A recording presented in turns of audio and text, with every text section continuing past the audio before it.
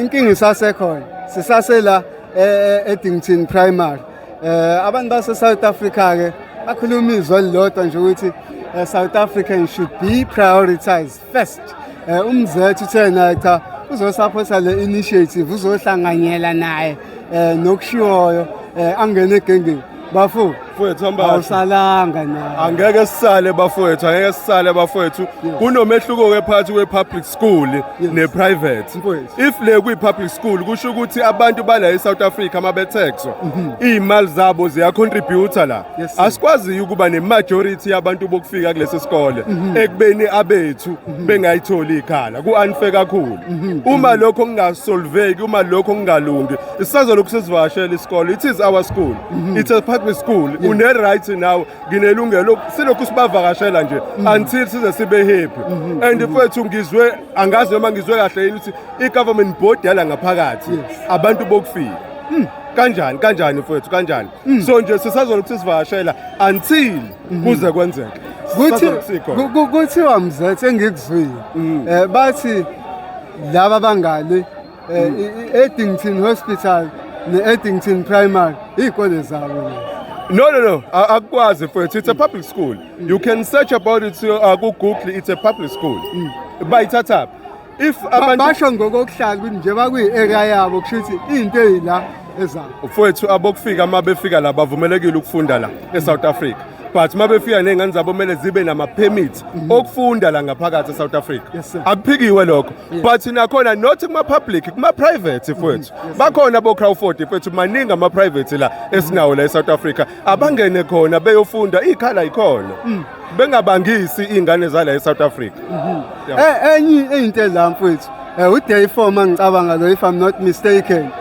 Ama-officials abantu abanjengo-MEC, o-Minister abekho abafikayo, abekho aba-athendayo kubonakala ukuthi nabo bayingxenye.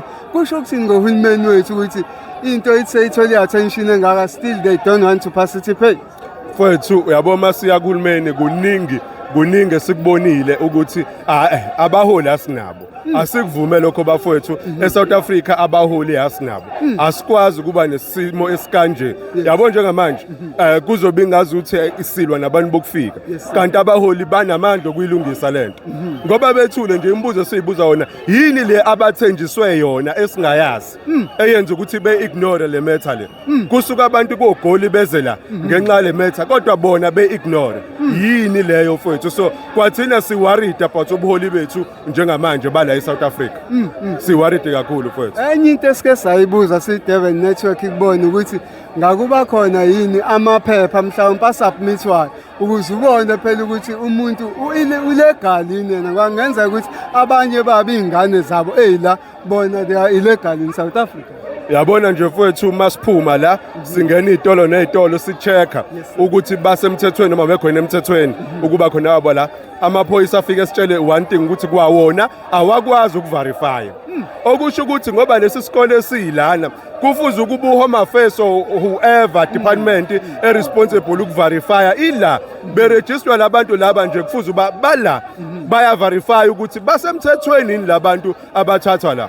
Yabo asibaboni bonke labo bantu. Asikwazi isikole esidila nama-foreign ukuthi kwengabibikho uHome Affairs outside kuzoverifya amaphepha ukuthi right yini uma kuwukuthi into eyenzeka la ngaphakathi right.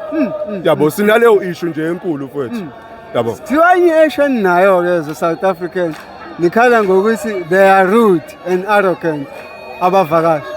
Mfowethu khona ivideo ke yaphuma mfowethu ethi iKwaZulu bebedila nathi nje baze bakhuzana ngwabonile amanye amavideo ama-foreigner ebakhuza ukuthi musana ukusukela uZulu mfowethu bayeyisa labantu they know ukuthi they are well connected. Sikwimbizo yegagasi izolo mfowethu khona oze wathi wangena ngo-R30 kwiborder wakho ku-R30 ukusho live kuyimbizo. Uma ukuthi uzoyibuka ku-YouTube wegagasi uzoyibona i-podcast ukusho live ukuthi wangena ngo-R30 kusho ukuthi lo muntu right now he is moving around la South Africa illegally and he is proud ukuthi ula and awukho action othathiwe noma into eyenziwe ngalokho ngaye.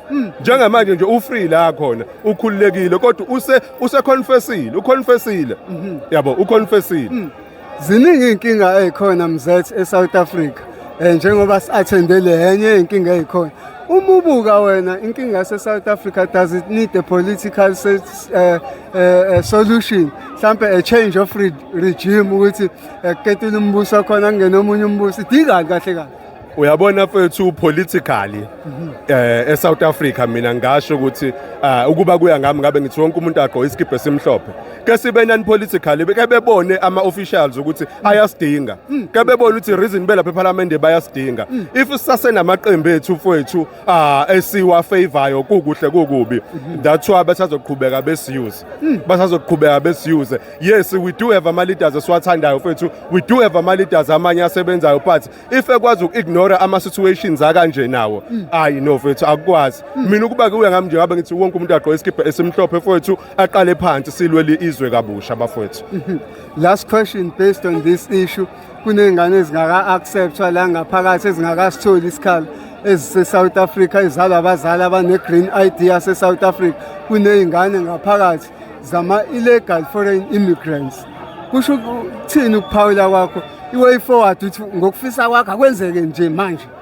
Uyabona nje mfethu kukhona konke ngisho ingathathwa lezi ingane asikwazi ukuthi kwi-public school isebulawe wonke ama-rules siphinde sizoba ne-majority yama-foreigner compared to thina asikwazi ukuba nento kanjalo so kuleyo situation mfethu abazama ukuyilungisa ngoba iyona into esibekela and iyona into ezokwenza ukuthi singahambi la iyona into ezokwenza ukuthi silokhu sibavakashela la shuthi amaphoyisa azosebenza overtime inkosi impela ngoba sisazolokhu sikhona nje silokhu sikhona sifuna i-justice for ingane zethu i-justice lesifunayo because ukuhlukumezeka yabo ukuhlukumezeka ukuthi uhlala la eflatini ungwala eSouth Africa ungaprioritize esikoleni sangakini umzali wakhe ephuma eyosebenza kubanjwe tax ukuthi iyo contribute kulesa sikole kodwa ispace awusitholi akwazi bafowethu it doesn't make sense. Zathi siyabonga isikhathi. Ngiyabonga kakhulu bafowethu nazo.